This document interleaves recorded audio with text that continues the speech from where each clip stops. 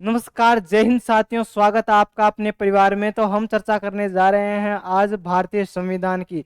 भारतीय संविधान में हम पढ़ेंगे अनुच्छेद 1 से लेकर के 395 तक जो संपूर्ण अनुच्छेद है उनका अध्ययन करने वाले हैं। तो जो भी साथी परिवार में नया है वो एक बार चैनल को सब्सक्राइब करे, लाइक करे और सभी साथियों के पास में शेयर जरूर करिएगा।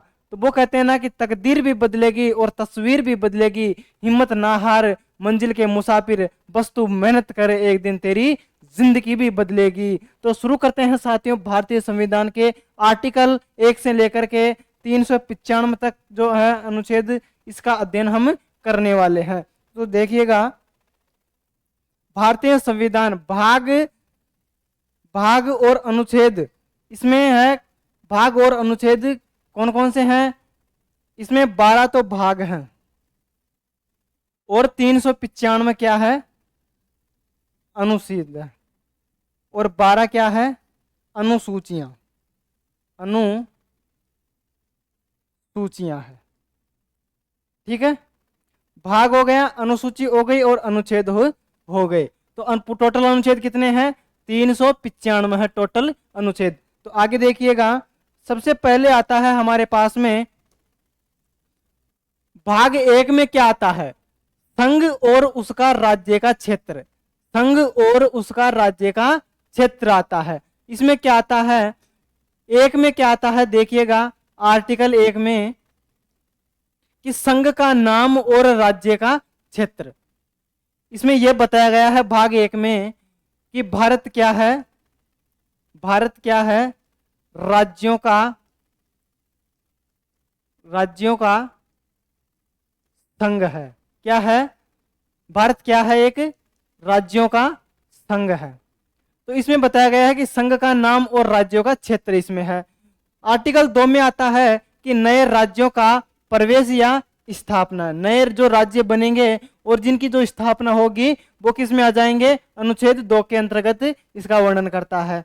आगे देखिएगा, 3 में क्या कहता है कि नए राज्यों का निर्माण और वर्तमान राज्यों के क्षेत्रों और सीमाओं या फिर नामों में परिवर्तन करना। तो किस में आता है, जो नए राज्यों का जो निर्माण किया जाता है और वर्तमान राज्य के जो क्षेत्र हैं और जो सीमा तथा उनके नामों में जो परिवर्तन किया जाता है वो किस अनुच्छेद के अंतर्गत आता है, अनुच्छेद 3 के अंतर्गत ये किया जाता है। ठीक है, और आपको पता है कि कोई जोड़ दिया, कोई अनुसूची इसमें जोड़ दी जाती है, कोई अनुच्छेद इसमें जोड़ दिया जाता है, तो वो किस प्रकार से जोड़ा जाता है, वो इस प्रकार से जोड़ा जाता है कि मान लो कि यह है अनुच्छेद कितना, कौन सा है, अनुच्छेद 1 है। अब अनुच्छेद 1 में कैसे जोड़ जाएंगे, इसका भाग 1 क लगा देंगे, फिर 1 का ख लगा देंगे, फिर ग लगा देंगे। इस तरीके से इसमें जोड़ा जाता है। ऐसे ना कि इसको हटाकर फिर इसकी जगह कोई दूसरा जोड़ दिया जाए, इस प्रकार से नहीं होता है। इसमें नीचे जोड़ दिया जाता है इसका फिर अब क आ गया, इसमें अब ज्यादा हो गया कि यहाँ से 1 आ गया, फिर 1 में क आ गया और क में इस तरीके से जोड़ा जाता है। ठीक है, और आगे जोड़ा जाता है तो वो किस प्रकार से कि इसमें कुछ बदलाव करना है तो इसके आगे कैसे लिखेंगे, ऐसे लगाकर वो एक इंग्लिश में इस प्रकार से एक इसमें लिख दिया जाता है। तो ये थोड़ा सा आपको ध्यान रखना है।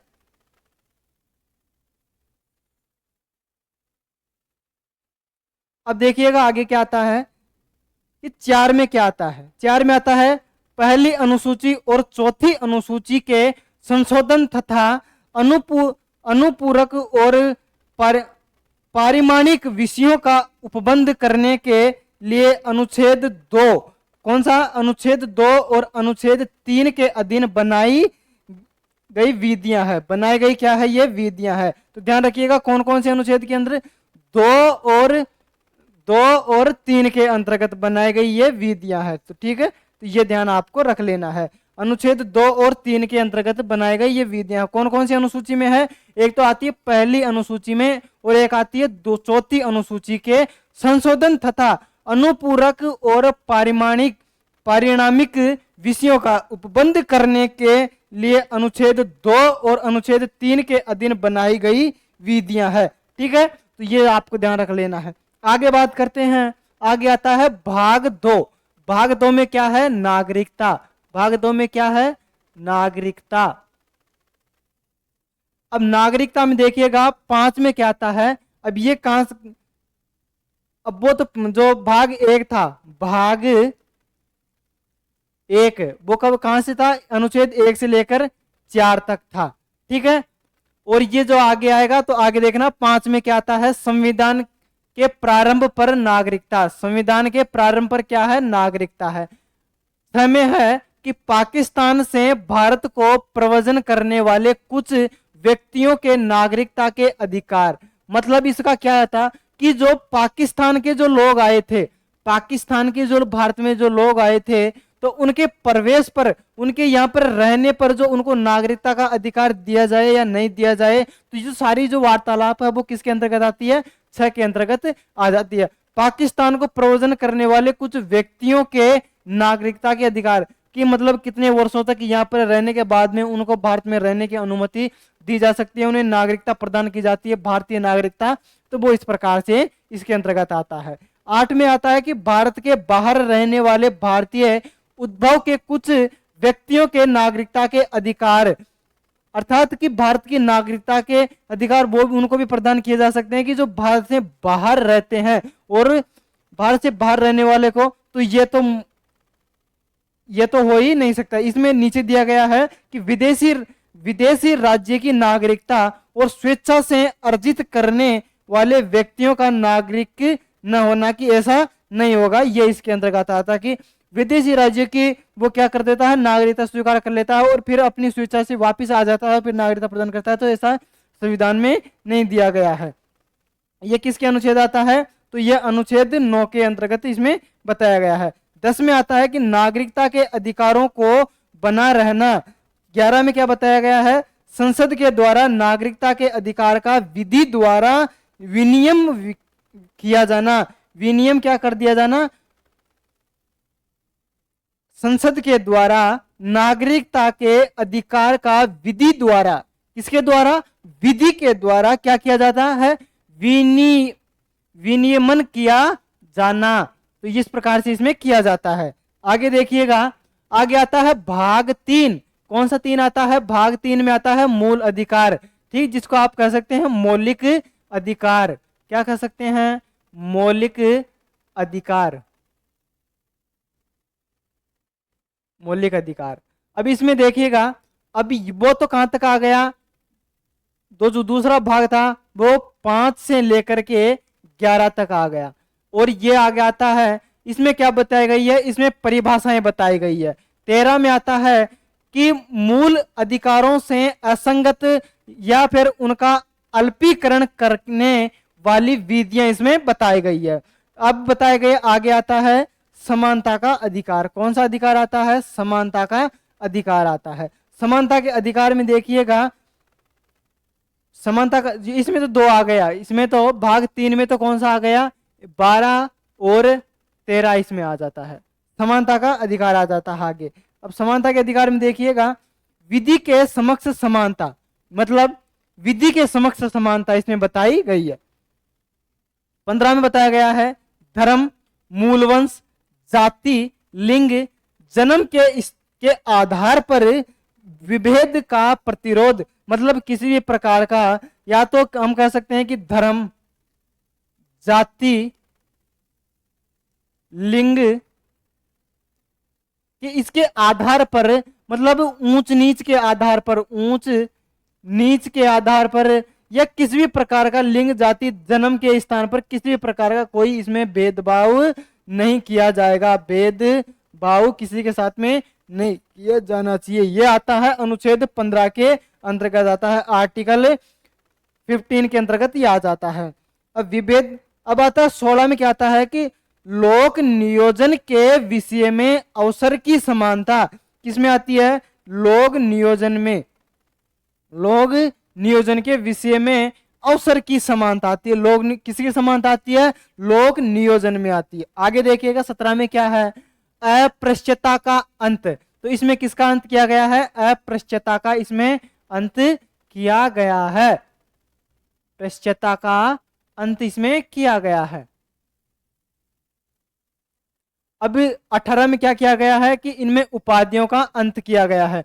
पहले के जमाना में जो राजा दिया करते थे, जो राजा धारण किया करते थे उपाधियां, अंग्रेजों के द्वारा जो उपाधियां दी गई थी, अंग्रेजों के द्वारा अंग्रेजों के द्वारा जो उपाधियां दी गई थी, जैसे केसरी हिंद की उपाधि दी गई थी और महाराजा की जिसको उपाधि दी गई थी, ऐसी कई सारी जो उपाधियां अंग्रेजों के द्वारा दी गई थी उन उपाधियों का भी क्या कर दिया गया है, इसके अंतर्गत अंत उनका कर दिया गया है। तो यह भी बहुत इंपॉर्टेंट है कि किस अनुच्छेद के अंतर्गत उपाधियों का अंत किया गया है। तो ये मोस्ट है, ये आपको थोड़ा सा ध्यान रख लेना है। उपाधियों का अंत किस अनुच्छेद के अंतर्गत किया गया है? 18 के अंतर्गत किया गया है। आगे देखिएगा, स्वतंत्रता का अधिकार, कौन सा अधिकार आता है? स्वतंत्रता का अधिकार आ जाता है।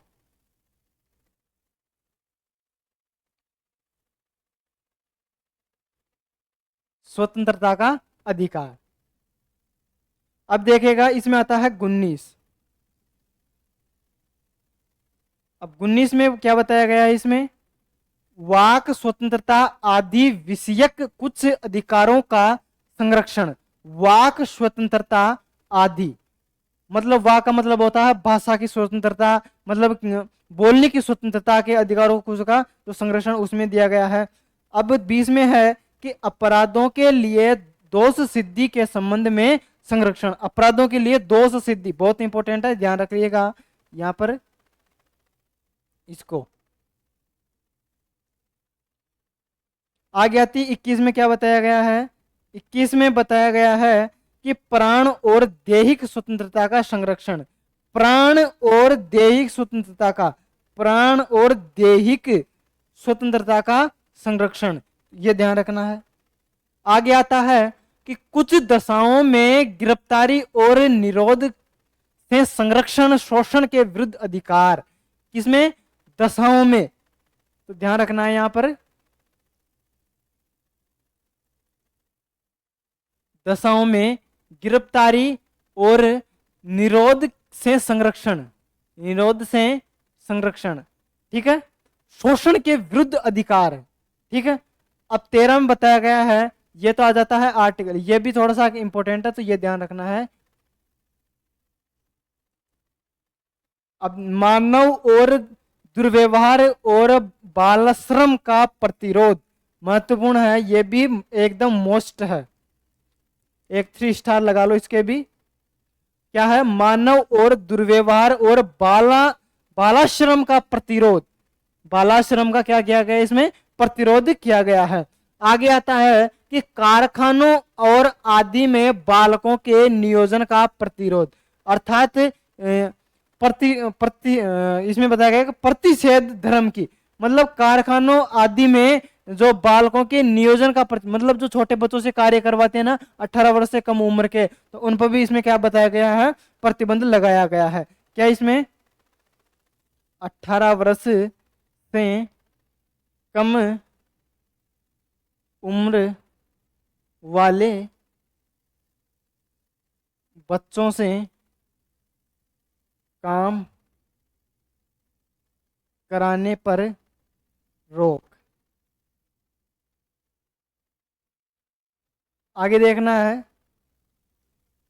आगे आता है स्वतंत्रता का अधिकार। किसका अधिकार आता है? स्वतंत्रता का अधिकार आता है। अनुच्छेद इसमें आता है 25 में, अंतःकरण की और धर्म की अबाध रूप से मानने और आचरण प्रचार करने की स्वतंत्रता। अंतःकरण की और धर्म की अबाध रूप से मानने, मतलब किसी भी धर्म को मान सकता है, उस पर कोई पाबंदी नहीं है। आचरण और प्रचार करने की, मतलब उसका वो प्रचार भी कर सकता है, उसकी भी उसको स्वतंत्रता दी गई है। धार्मिक कार्यों के प्रबंध की स्वतंत्रता, मतलब धार्मिक कार्यों में भी कोई भी प्रबंध इसमें नहीं लगाया गया, उसके भी इसमें स्वतंत्रता दी गई है। किसी विशिष्ट 27 में बताया गया है कि किसी विशिष्ट धर्म की अभिवृद्धि के लिए करों के संध्याय, ऐसे आएगा ये संध्याय, संध्याय के बारे में स्वतंत्रता। किसी विशिष्ट धर्म की अभिवृद्धि के लिए करों के संध्याय के बारे में स्वतंत्रता।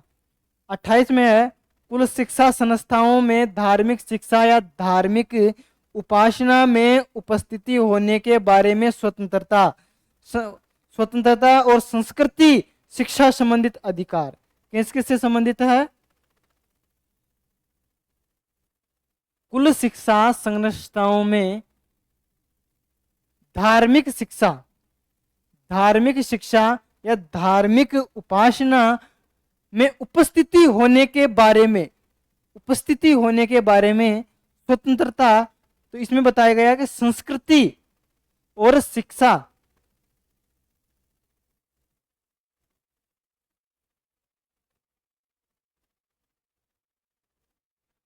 संबंधित अधिकार है इसमें। आगे देखिए ना, 29 में क्या है? अब 29 में बताया गया है कि अल्पसंख्यक वर्गों के हितों का संरक्षण। अल्पसंख्यक उनको सहायता, वो अल्पसंख्यकों के लिए भी बताया गया है इसमें। तो कौन से अनुच्छेद में बताया गया है? तो आर्टिकल 29 के अंतर्गत बताया गया अल्पसंख्यक वर्गों के हितों का संरक्षण। ठीक है। 30 में क्या बताया गया? शिक्षा संस्थाओं की स्थापना और प्रशासन करने का अल्पसंख्यक वर्गों का अधिकार। क्या बताया गया है? शिक्षा संस्थाओं की स्थापना। इसमें बताया गया शिक्षा संस्थाओं की क्या करना है? स्थापना और प्रशासन करने का अल्पसंख्यक वर्गों का अधिकार, मतलब उनको भी अधिकार इसमें दिया गया है। ठीक है।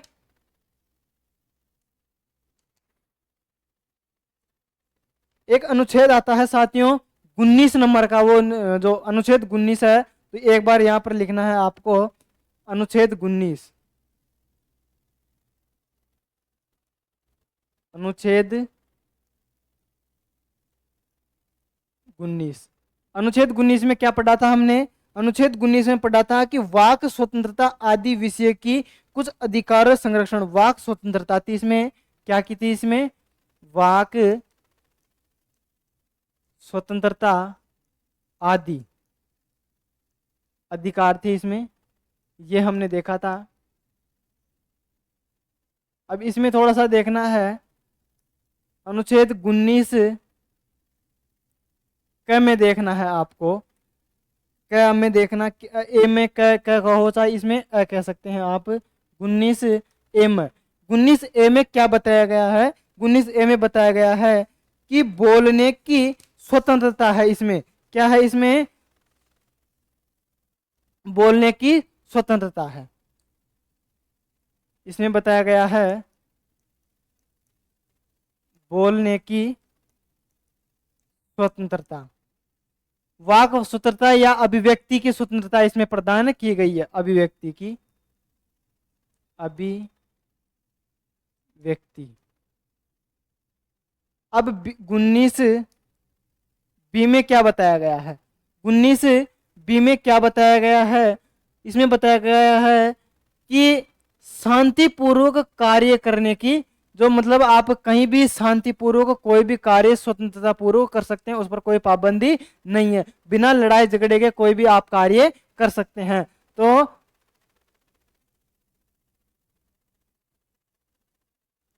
कहीं भी शांति पूर्वक कार्य करने की स्वतंत्रता। अब ये ऐसा नहीं है कि आप जाए और जो NH जो 11 है, NH जो 17 है, वो तो वहां पर जाकर बीच में जो मेन जो बड़ी जो सड़क है वहां पर बीच में जाकर आप सभा इकट्ठे करने लग जाए और वहां पर फिर कहे कि हम शांतिपूर्वक करेंगे, किसी भी प्रकार का कोई न करेंगे। तो ऐसी जगह नहीं, मतलब आप कहीं भी गांव में या किसी भी जगह आप सभा बुला रहे हैं तो शांतिपूर्वक आप उस कार्य को कर सकते हैं। ठीक है। अब इस सी में क्या बताया गया है? सी में इसमें बताया गया है कि आप कहीं पर भी संगठन या फिर हम कह सकते हैं इसको संघ बनाने की स्वतंत्रता भी आपको इस अधिकारों के तहत दी गई है। और इसमें बताया गया है आगे डी में क्या बताया गया है? डी में इसमें बताया गया है कि देश के किसी भी भाग में जाने की इसमें स्वतंत्रता प्रदान की गई है। क्या बताई गई है? कि देश के किसी भी भाग में जाने की स्वतंत्रता इसमें प्रदान की गई है। ठीक है, और आगे देखिएगा, ई में बताया गया है कि देश के किसी भी क्षेत्र में रहने की स्वतंत्रता इसमें प्रदान की गई है। तो ई में क्या बताया गया है? ई में बताया गया है कि देश के किसी भी भाग में रहने की स्वतंत्रता, ये इसमें बताया गया है। ठीक है, ये याद रखना है आपको। और ध्यान रखिएगा, एफ में क्या बताया गया है? 19 जो एफ में बताया गया है, इसमें इसमें बताया गया है कि आपको कहीं भी, मतलब शांति पूर्वक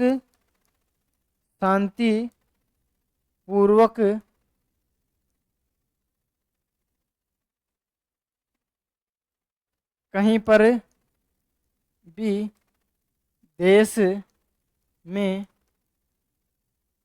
व्यापार करने की स्वतंत्रता। ठीक है, तो ये ध्यान रखना है। इनके आगे आपको लगाना है 19 का डी, 19 का ई और 19 का एफ आपको लगा लेना है। ठीक है, आप यहाँ पर लिख देते हैं जो अनुच्छेद हमने पढ़ा था 19, इसमें आ जाएगा ये। ठीक है, ये आपको ध्यान रख लेना है। आगे आता है अपने पास में, अगला कौन सा आता है? अगला आता है, इसमें पीछे क्या था, 31 में देखना है। 31 क में आपको देखना है कि संपदाओं आदि के अर्जन के लिए उपबंध करने वाली विधियों की व्यावृत्ति। क्या बताया गया है? कि संपदाओं आदि के अर्जन के लिए उपबंध करने वाली विधियों की व्यावृत्ति इसमें बताई गई है। आगे देखना है 31 का क में क्या बताया गया है? कुछ अधिनियमों और विनियमों का अधिमान्यकरण। क्या बताया गया है? कि कुछ समझना आराम से, कुछ अधिनियमों और विनियमों का अधिमान्यकरण इसमें किया गया। किस अनुच्छेद में? 31 में किया गया। 31 का ग में क्या किया गया है? इसमें क्या गया, गा गया और इसमें आ जाता। अब ग में क्या बताया गया है? कुछ निदेशक तत्वों को प्रभाव करने वाली विधियों की व्यावृत्ति, इसमें वर्णन किया गया है। 31 के ग में बताया गया है कि इसमें जो इससे संबंधित जो इनसे संबंधित जो जानकारी है वो इसमें इसका वर्णन किया गया था। अब आगे आता है कि संवैधानिक उपचारों का अधिकार। कौन सा? संवैधानिक उपचारों का अधिकार। अब इसमें आया गया 32 में। 32 में क्या बताया गया है? 32 में इसका वर्णन किया गया है कि इस भाग द्वारा प्रदत्त अधिकारों को प्रवर्तित कराने के लिए उपचार, क्या कराने के लिए? प्रवृत्ति कराने के लिए उपचार इसमें बताया। 32 के ए में बताया है कि इस जो ये है क्या इसका, इस भाग के द्वारा प्रदत्त अधिकारों को प्रवर्तित कराने के लिए जो उपचार है, तो इससे संबंधित जो बातें हैं वो किसका इसमें चर्चा इसमें की गई है कि किस प्रकार से उसका क्या किया जाए, किस प्रकार से उसका कोई इलाज किया जाए, उपचार किया जाए, संशोधन किया जाए, तो वो इसके अंतर्गत बताया है। 33 में है कि इस भाग के द्वारा प्रदत्त अधिकारों का बलों आदि को लागू होने में व उपांतरण करने की संसद की शक्ति। 34 में है कि जब किसी क्षेत्र में सेना विधि प्रवृत्त है तब इस भाग के द्वारा प्रदत्त अधिकारों पर निर्बंधन करना है, तो इसमें इसका वर्णन किया गया है।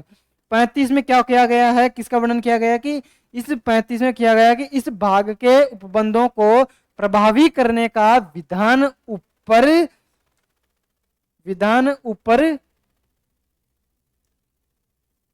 इसमें इतना ही है कि इस भाग में क्या बताया, उपबंधों को प्रभावी करने का विधान,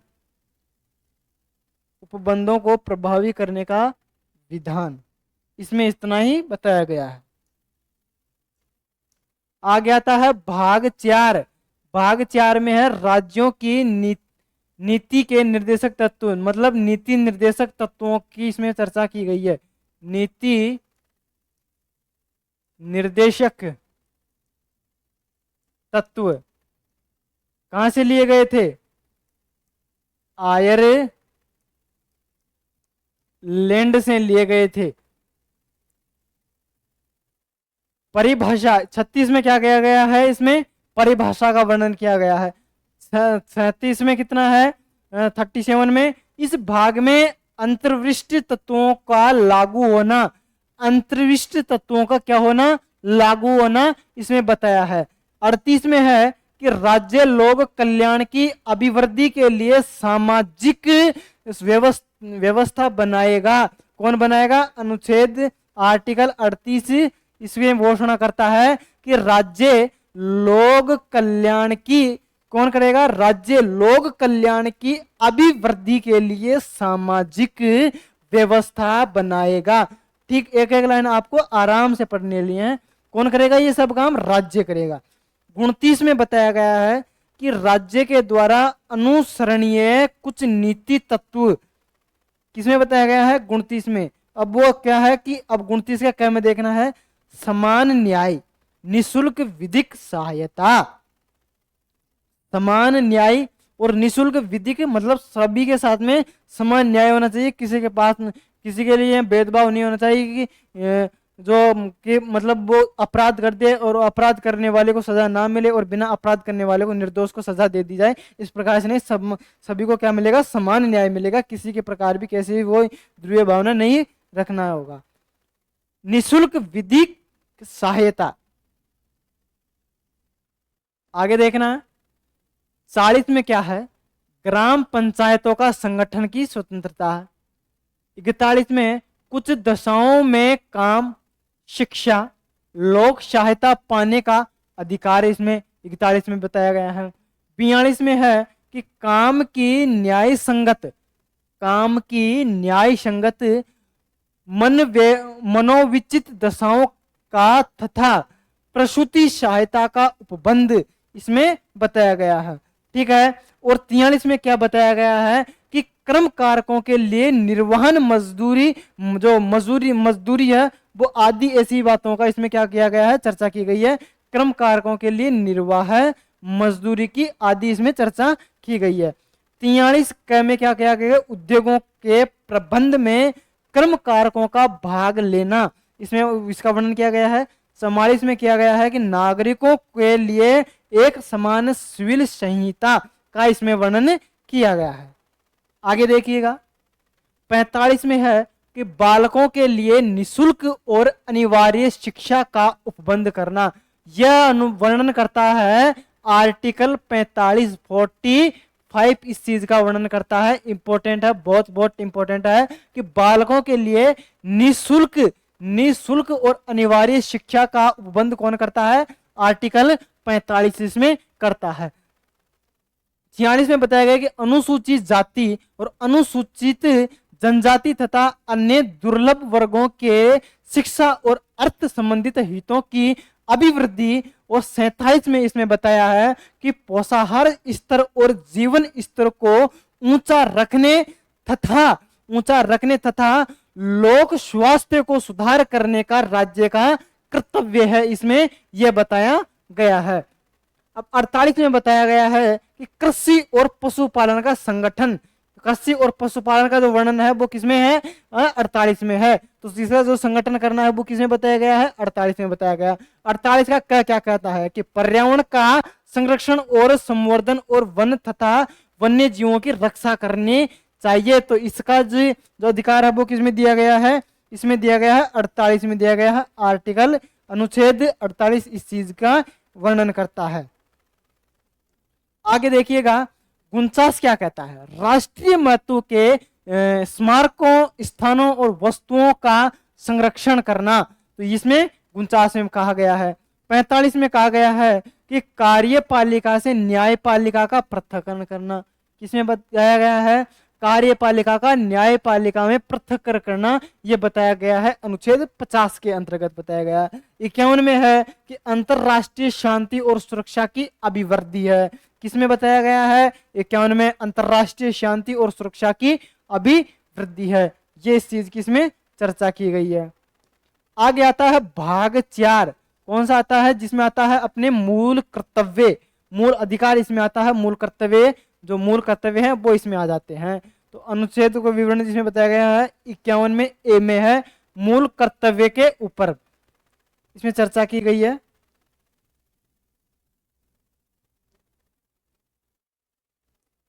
अब 5 में है संघ।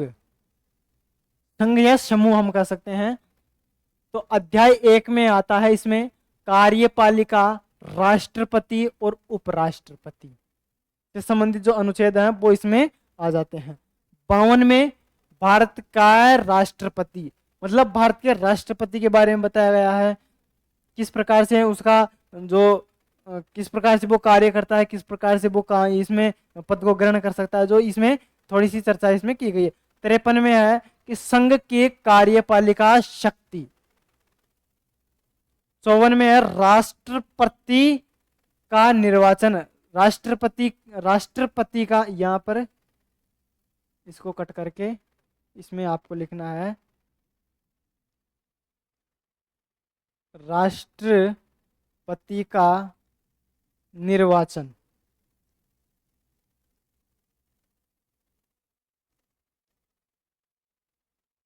निर्वाचन। राष्ट्रपति के निर्वाचन की रीति इसमें बताई गई है।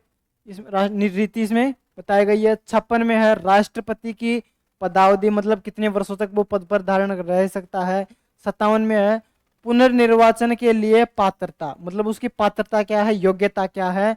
58 में है राष्ट्रपति निर्वाचन होने के लिए आहारताएं, इसमें आहारताएं का वर्णन किया गया है।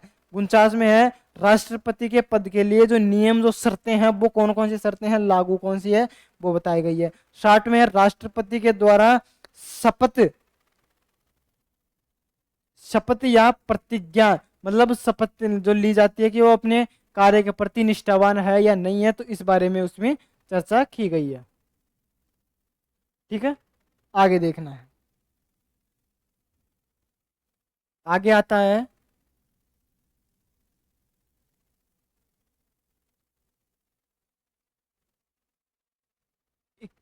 51 क्या 61 क्या कहता है? राष्ट्रपति पर महाभियोग चलाने की प्रक्रिया। कौन सा अनुच्छेद करता है? तो ध्यान रखिएगा, राष्ट्रपति पर महाभियोग चलाने की जो प्रक्रिया वो किस अनुच्छेद में आती है? 61 के अंतर्गत आती है। 62 क्या कहता है? राष्ट्रपति के पद में रिक्त होने भरने के लिए निर्वाचन, मतलब उसका पद खाली होने पर क्या किया जाए, क्या नहीं किया जाए, नया चुना जाए, नहीं चुना जाए। और ध्यान रखिएगा, निर्वाचन करने का जो समय है वो अक्षमित रिक्त भरने के लिए निर्वाचन व्यक्ति को पदावधि दी जाती है, मतलब उसके लिए उसको समय दिया जाता है। 63 में है भारत का उपराष्ट्रपति के बारे में है।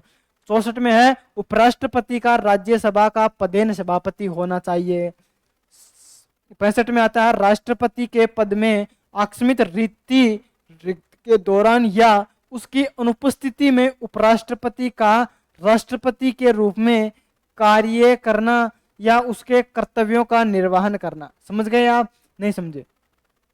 मान लो कि राष्ट्रपति का पद क्या है? खाली है। राष्ट्रपति का पद खाली है, तो इसकी जगह कौन काम कर सकता है? उप राष्ट्रपति काम कर सकता है। तो राष्ट्रपति का काम कौन सकता है? उपराष्ट्रपति। इसकी अनुपस्थिति में उपराष्ट्रपति राष्ट्रपति के रूप में कार्य कर सकता है और उनके कर्तव्यों का क्या करता है? निर्वहन कर सकता है। 66 में उपराष्ट्रपति का निर्वाचन। उपराष्ट्रपति की पदावधि, इसमें समय दिया गया है कि वो कब तक इसमें पद को धारण कर सकता है। 68 में है कि उपराष्ट्रपति के पद में रिक्त को भरने के लिए निर्वाचन करने का समय और अक्षमित रिक्त को भरने के लिए निर्वाचन व्यक्तियों की क्या बताई गई है? व्यक्तियों की पदावधि इसमें बताई गई है। इसमें कितनी समय इसमें बताया गया है। आगे आना आता है गुणंतर क्या कहता है कि उपराष्ट्रपति के द्वारा शपथ या प्रतिज्ञान, ठीक है। और 70 क्या कहता है कि अन्य आकस्मिकताओं में राष्ट्रपति के कर्तव्यों का निर्वहन इसमें बताया है। 71 क्या कहता है कि राष्ट्रपति या उपराष्ट्रपति के निर्वाचन से संबंधित या सशक्त विषयत्व इसमें बताया है। 72 क्या कहता है कि क्षमता आदि की और कुछ मामलों में दंडादेश के निलंबन, परिहार, लघुकरण की राष्ट्रपति की शक्ति इसमें बताया है। 63 में संघ की कार्यपालिका शक्ति का विस्तार मंत्रिपरिषद करता है, मंत्रिपरिषद के द्वारा बताया है। 74 में है कि राष्ट्रपति को सहायता और सलाह देने के लिए मंत्रिपरिषद कौन करता है, सलाह देने को कौन आएगी, मंत्रिपरिषद की यह कार्य करेगी। राष्ट्रपति को सहायता और सलाह देने का कार्य कौन करेगी, मंत्री परिषद करेगी। मंत्री परिषद का यह कार्य होगा, सहायता का और सलाह का कार्य मंत्री परिषद करेगी। 75 में है मंत्रियों के बारे में अन्य उपबंध भारत का महान्यायवादी, इसमें इतना ही बताया है, महान्यायवादी होगा।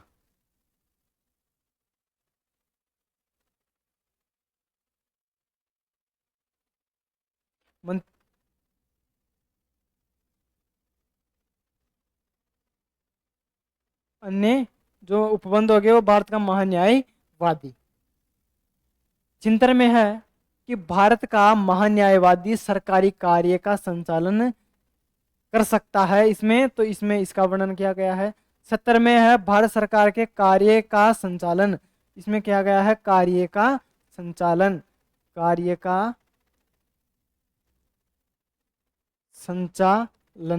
किया गया है भारत सरकार का। 78 में आता है राष्ट्रपति को जानकारी देने आदि के संबंध में प्रधानमंत्री के कर्तव्य, मतलब राष्ट्रपति को जानकारी देने आदि के संबंध में प्रधानमंत्री का ये कर्तव्य बनता है कि वो राष्ट्रपति को क्या दे, कि उसको राय दे, क्या दे, राय दे, सलाह दे, जानकारी दे, वो उसका ये कर्तव्य बनता है। किसका बनता है, राष्ट्रपति का बनता है। किसको दे, ये जो राष्ट्रपति है इसको देता है। राष्ट्रपति क्या होता है, राष्ट्रपति तीनों सेनाओं का प्रधान सेनापति होता है। और आपातकाल की जो शक्तियां हैं वो भी किसके पास में है, राष्ट्रपति के पास में ही होती है। तीनों सेनाएं, जल, थल और वायु, तीनों सेनाओं का जो प्रधान सेनापति होता है वो कौन होता है, राष्ट्रपति होता है। आगे आता है अध्याय 2 में संसद आती है। अब संसद देखिएगा, गुणंतर में है संसद का गठन। 80 में है राज्यसभा की संरचना बताई गई है। 81 में है लोकसभा की संरचना बताई गई है। 82 में है प्रत्येक जनगणना के पश्चात पुनः समायोजन का कार्य करना। 83 में है संसद के सदनों की अवधि इसमें बताई गई है। 84 में बताया गया संसद की सदस्यता के लिए आहारता। 85 में है संसद के सत्र, सत्रावास और विघटन बताया है, किस प्रकार से जो किया जाता है सदनों के। और 86 में है कि सदनों के अभिभाषण का और उनके संदेश भेजने का जो राष्ट्रपति का अधिकार है, राष्ट्रपति का।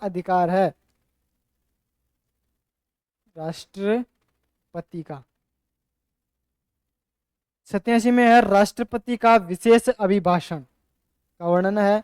88 में है संसद के बारे में मंत्रियों और महान्यायवादी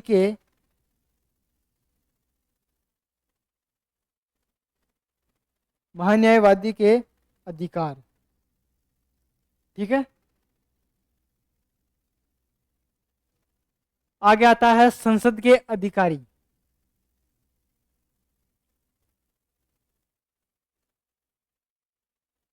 निवासी देखना है, राज्यसभा का सभापति और उपसभापति, राज्यसभा का सभापति और उपसभापति। 90 में क्या बताया गया है? 90 में बताया गया है कि उपराष्ट्रपति का पद रिक्त होने पर पद का त्याग या पद से हटाया जाना। क्या करना? पद से हटाया जाना। कि उपराष्ट्रपति का पद रिक्त होना है तो पद से या तो त्याग या पद का त्याग कर दो या फिर पद से क्या कर उसको हटाया जाना। तो इसका वर्णन किया गया है 90 में। आर्टिकल 90 में किया गया है। 91 में है कि सभापति के पद के कर्तव्यों का पालन करने या सभापति के रूप में कार्य करने की उपसभापति या अन्य व्यक्ति की शक्ति का वर्णन इसमें बताया है। 90 में है कि जब सभापति या उपसभापति पद को हटाने का कोई संकल्प व विचाराधीन है तब उसका पीठासीन होना और लोकसभा और अध्यक्ष और उपाध्यक्ष 93 में है।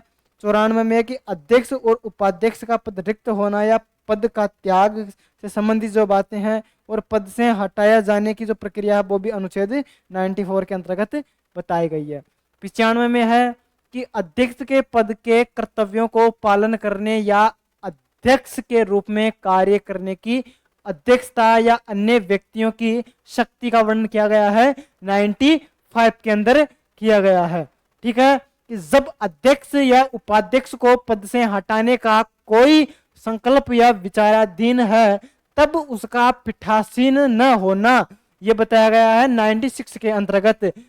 और सभापति और उपसभापति तथा अध्यक्ष तथा उप अध्यक्ष के वेतन भत्ते का वर्णन किया गया है 97 के अंतर्गत। संसद का सचिवालय का कार्य संचालन बताया गया है 98 के अंतर्गत। 99 में है कि सदस्यों द्वारा शपथ व प्रतिज्ञा, मतलब कुछ प्रकार से किसी शपथ के बारे में वर्णन इसमें किया गया है। 100 में बताया गया कि सदनों में मतदान रिक्तियों होते हुए भी सदनों की कार्य करने की शक्ति और क्या करना, गणपूर्ति करना, तो ये इसके अंतर्गत बताया गया है। ठीक है,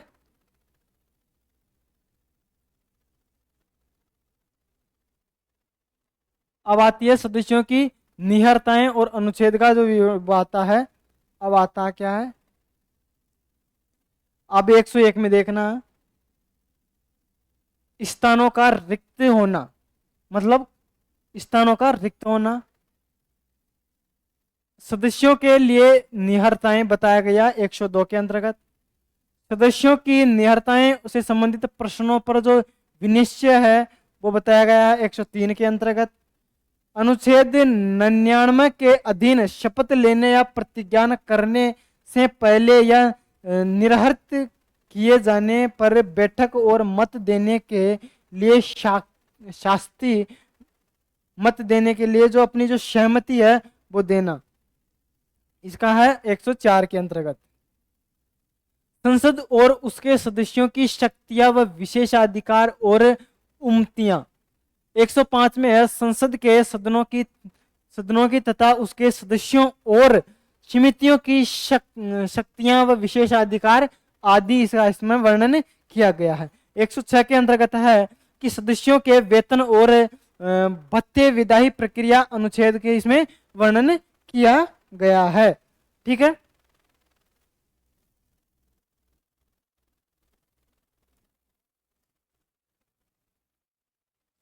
हाँ,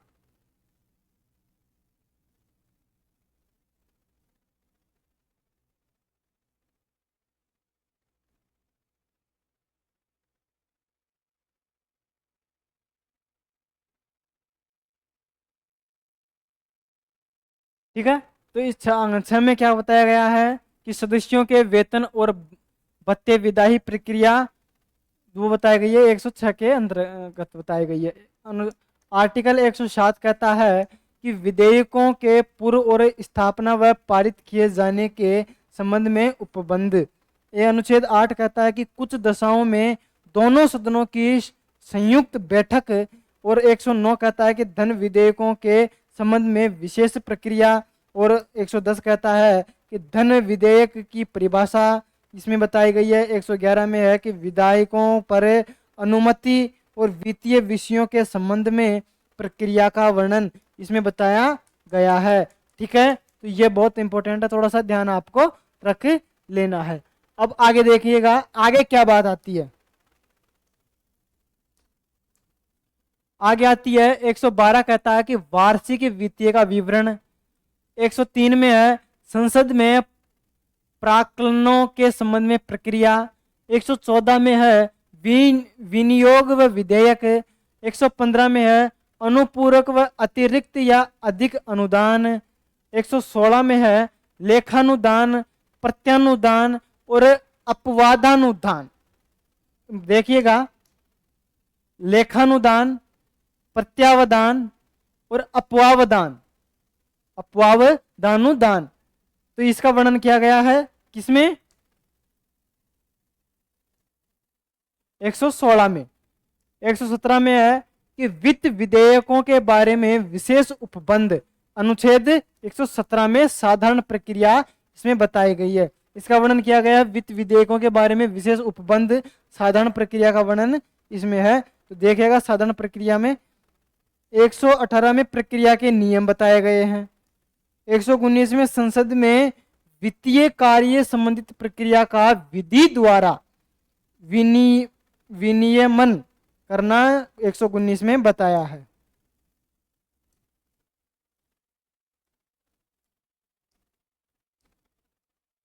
एक 120 देखना, संसद में प्रयोग की जाने वाली भाषा। 121 कहता है कि संसद में चर्चा पर निर्बंधन। 122 कहता है कि न्यायालयों के द्वारा संसद की कार्यवाही की जांच न की जाना। और ध्यान रखिएगा, क्या कहता है 122 क्या कहता है कि न्यायालयों द्वारा संसद की कार्यवाहियों की जांच न किया जाना। तो ये बात कौन कहता है? अनुच्छेद 122 कहता है। अध्याय 3 शुरू हो जाता है, इसमें राष्ट्रपति की विधायी शक्तियों के वर्णन किया गया है। 123 क्या कहता है कि संसद के विश्रांति काल में अध्यादेश व प्रख्यापित करने की राष्ट्रपति की शक्ति। अध्याय 4 कहता है संघ की न्यायपालिका। इसमें 124 में उच्चतम न्यायालय की स्थापना और गठन के बारे में इसमें है।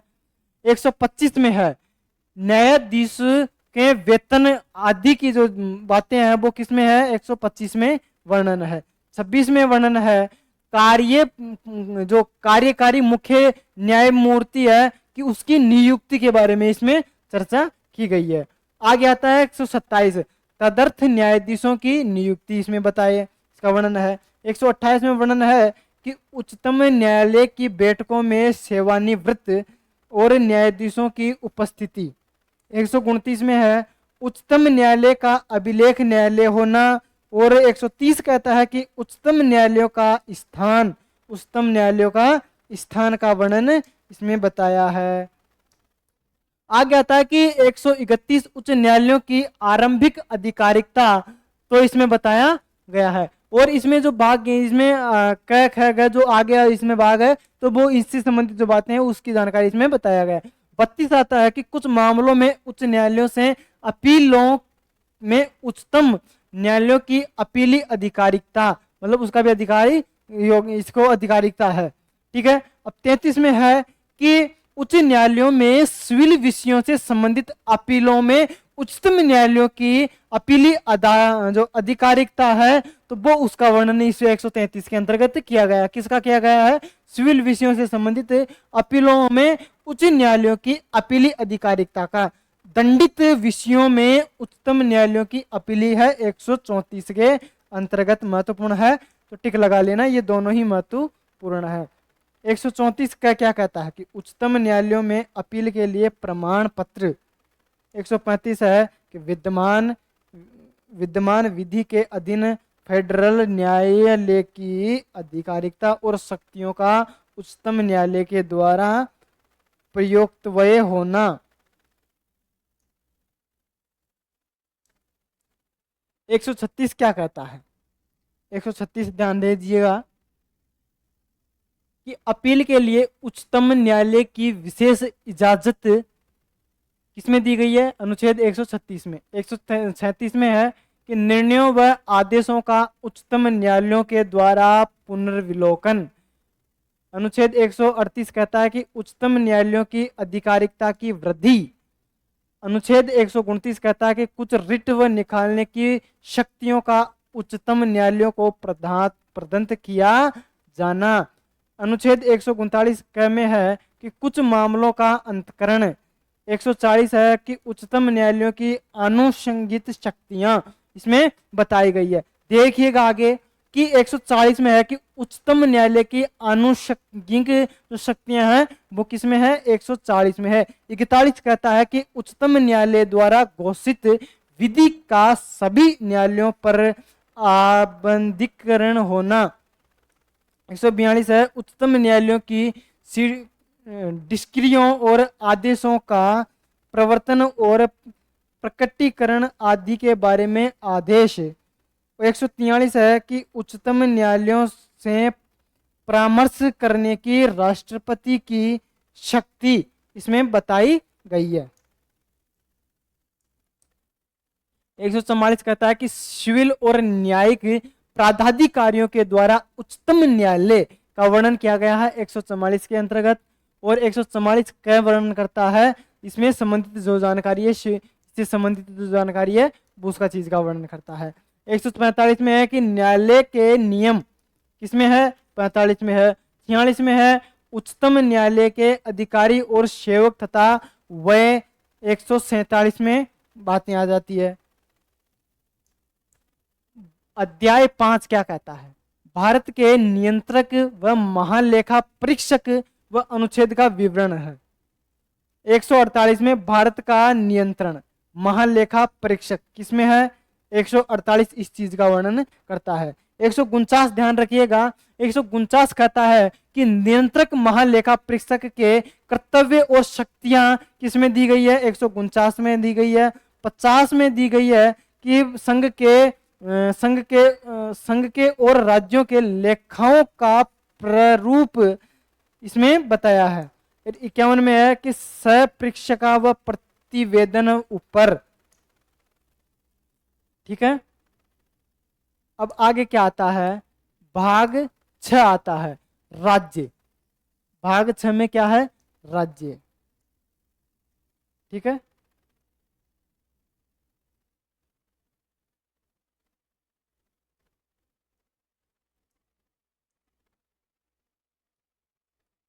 अब इसमें आता है 100 अनुच्छेद 152 आता है, आर्टिकल 152। इसमें परिभाषा दी गई है राज्य की परिभाषा। राज्य की परिभाषा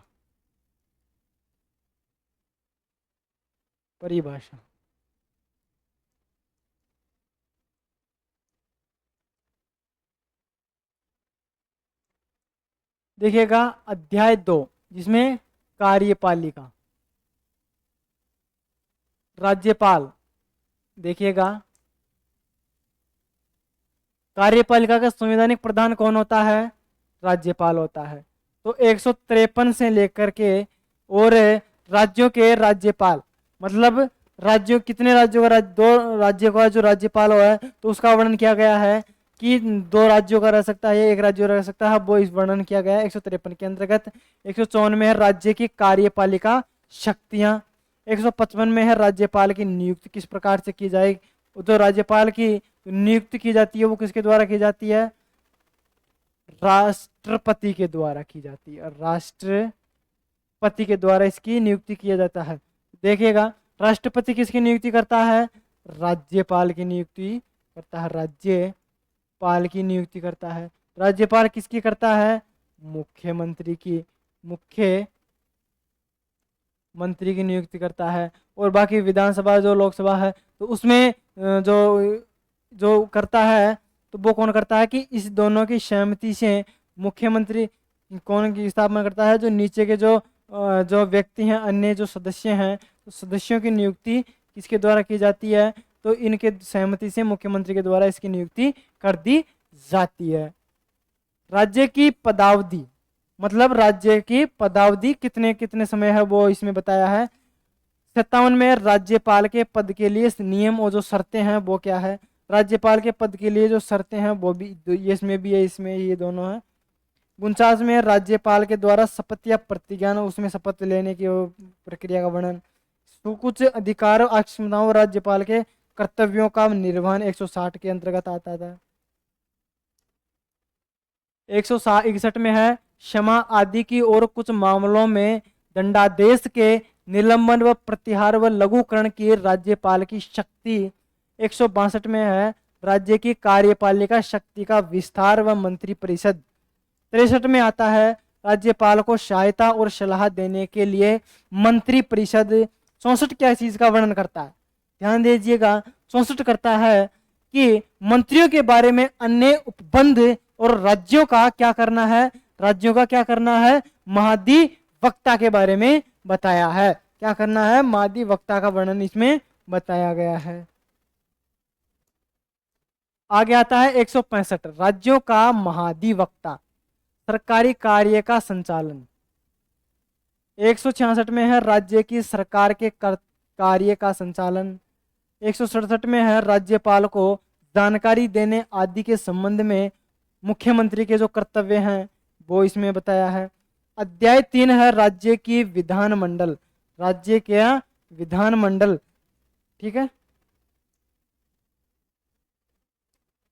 अनुच्छेद 168 राज्य के विधानमंडलों का गठन का वर्णन है 168 में।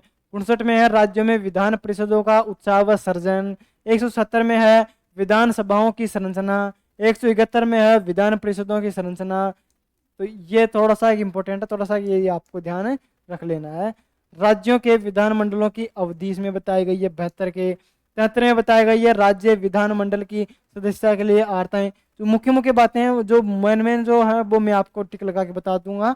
और 174 में है कि राज्य के विधानमंडल में 17 व 17वां व विघटन करना। तो ये भी आपको थोड़ा सा ध्यान रख लेना है।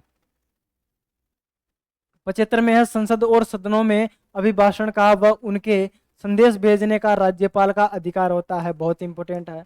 173 में राज्यपाल का अभिभाषण, विशेष अभिभाषण किसके अंतर्गत आता है। 173 में सदनों के बारे में मंत्रियों व महाधिवक्ता के अधिकार। राज्यों के विधानमंडलों के अधिकार है।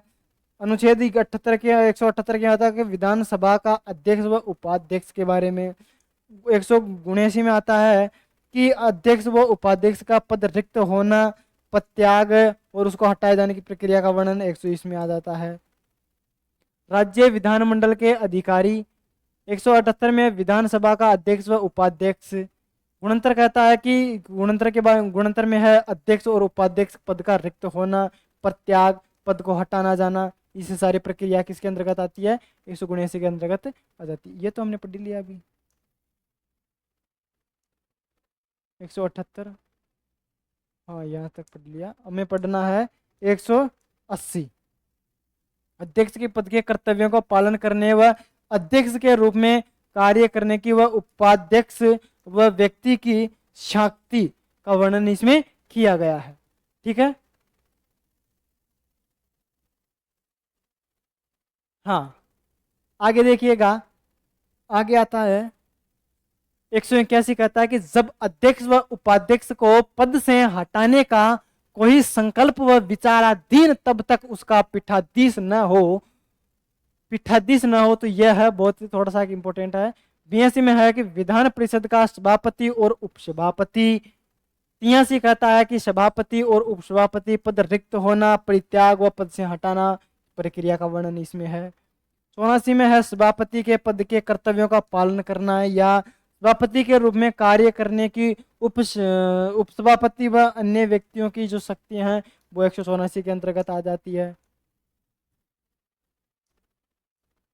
85 कहता है कि जब सभापति व उपसभापति को पद से हटाने का कोई संकल्प व विचाराधीन है तब उसका पीठाधीश न हो, यह बात इंपॉर्टेंट है। 86 कहता है कि अध्यक्ष और उपाध्यक्ष सभापति व उप सभापति के वेतन भत्ते की जानकारी है, यह भी इंपॉर्टेंट है। 187 है राज्य के विधानमंडल का सचिवालय और कार्य संचालन, यह आता है। 88 में है कि सदस्यों के द्वारा शपथ या प्रतिज्ञान।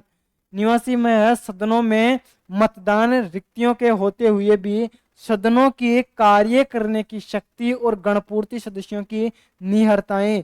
90 क्या कहता है? 90 कहता है कि स्थानों का रिक्त होना, और 91 कहता है कि सदस्यों के लिए निहरताएं, और 92 कहता है 192 कि सदस्यों के निहरताएं से संबंधित प्रश्नों पर जो विनिश्चय है तो उसके बारे में इसमें बताया गया है। 193 अनुच्छेद 188 के अधीन शपथ लेने या प्रतिज्ञा करने से पहले अहिर्त न होते हुए निहर्त किए जाने पर बैठने और मत देने के लिए शक्ति राज्यों का विधान मंडलों और उनके सदस्यों व शक्तियां व विशेष अधिकार और उनका उन्मुक्तियों का वर्णन है 193 के अंतर्गत किया गया है।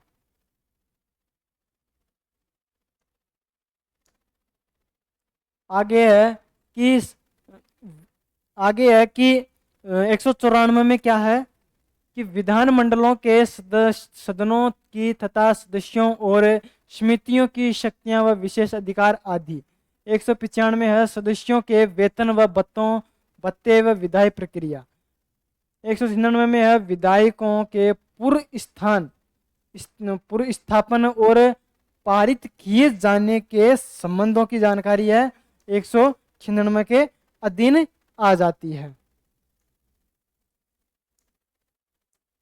197 में है धन विधेयकों से विभिन्न विधेयकों के बारे में विधान परिषद की शक्तियों पर निर्बंधन। 198 में है धन विधेयकों के संबंध में विशेष प्रक्रिया। 199 में के धन विधेयकों व उसकी परिभाषा। और 200 क्या कहता है कि 200 कहता है कि विधेयकों पर अनुमति। और 201 क्या कहता है? 201 क्या कहता है? 201 कहता है कि जो विचार के लिए जो आरक्षित विधेय हैं तो उसके बारे में इसका वर्णन देखने को हमें मिलता है। ठीक है, तो ये अब आगे देखिएगा